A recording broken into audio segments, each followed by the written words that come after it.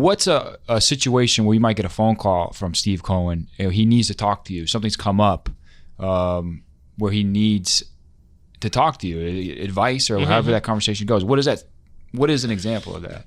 Well, I'm going to not use Steve Cohen as an example. Yeah, that's fine. Anyone really. Let's just use, I don't know.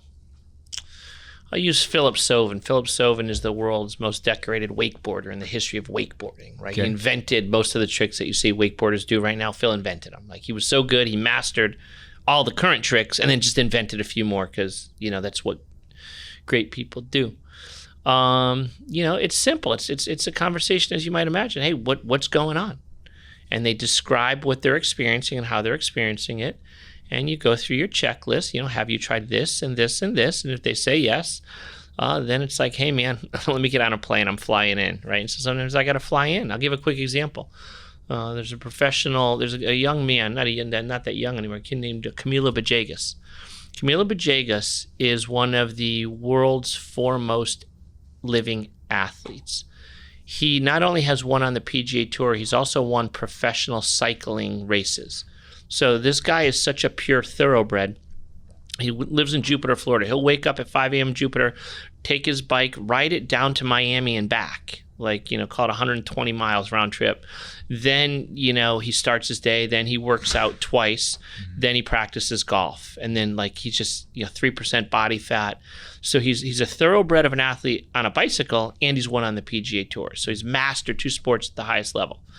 And there was a year where Camilo was breaking about a half dozen scoring records on the PGA Tour through the first 3 months of the year. In other words, he was perfect. Couldn't miss a shot. He was doing good everything. So he goes to the Masters in April. And I say, hey, you want me to fly up? He's like, no, I'm good. And so Monday goes, and he has a good Monday. And then all of a sudden, Tuesday comes, and he starts hitting the ball crooked. And I talked to him Tuesday afternoon. I'm like, hey, what's going on? He's like, I don't know, man. I'm hitting it all over the place. I was like, you want me to come up? He goes, yeah. So then I fly up to Augusta Tuesday night, and I get to the range on Wednesday, and he's right. He's clunking the ball over the driving range. And so, we got it fixed, and he ended up hitting, 15 greens the next day.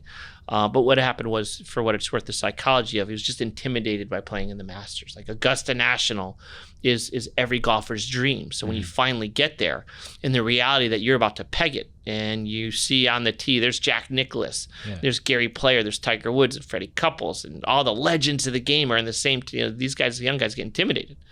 But so that's what it looks like. People call, and you go through your checklist, and you help, and if you can't, you got to fly in and get eyes on sometimes. And how hard was that for you to figure out that he was just not hard? Yeah, right. It wasn't hard. But again, it's not in the same way that it's not hard for a doctor to diagnose, whatever. When you've seen something 1,000 times, right. The probability, you just run your probabilities. Are there situations too when these really high performers, they already know what's wrong with them?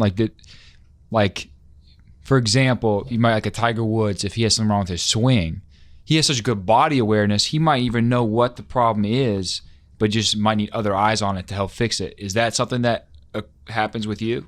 People are like, man, I know that I'm just intimidated, but I don't know how to get over it. Right. Yeah, no, it's interesting. Freud once observed that human beings are not good observers of ourselves, which is fact. Right? One of the weird features of the brain is I can see you accurately. Right? If you and I spend enough time together, I have an accurate view of who you are, more accurate than you have of yourself. Right? Because the brain is not designed for us to be accurate observers of ourselves. Here's what's also interesting. Even though I have a PhD, you have a more accurate view of me than I have of myself. And so what happens oftentimes is as people are telling me what they're going through, what I'll do is I'll tell back to them what they just said. I say, here's what you're telling me. And I repeat back to them.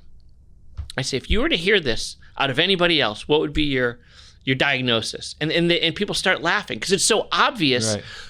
when I'm holding the mirror up in front of them. Right. In fact, on that note, do you know the name of the female, very famous, if anyone could look this up, she's a very famous female poker player.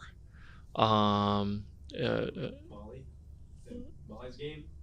Molly, I think, it might be Molly. Anyway, so no, she was the one who ran. But anyway, this it'll come to me in a minute. So there's a cohort of professional poker players who, when you play poker against the same people week after week after week, you tend to know their habits, right? You know what their flaws are. You know how they play. You know their style. You know when they tend to get over their skis and be too aggressive. You know when they're not aggressive enough. And so the best in the world are the best because they do two things. They know themselves and they know their competition. But knowing yourself is the harder part.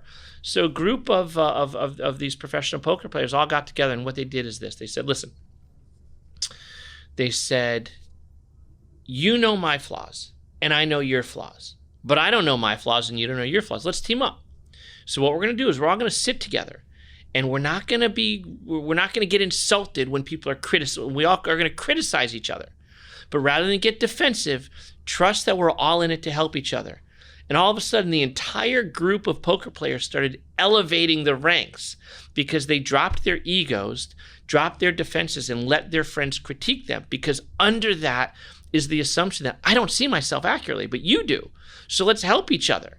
If you can get to a place as a high achiever where you do two things. Number one, you are confident enough in yourself to drop your ego.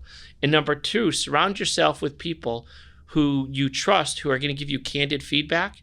All of a sudden, you're out of the gates. And that's where you want to be in life.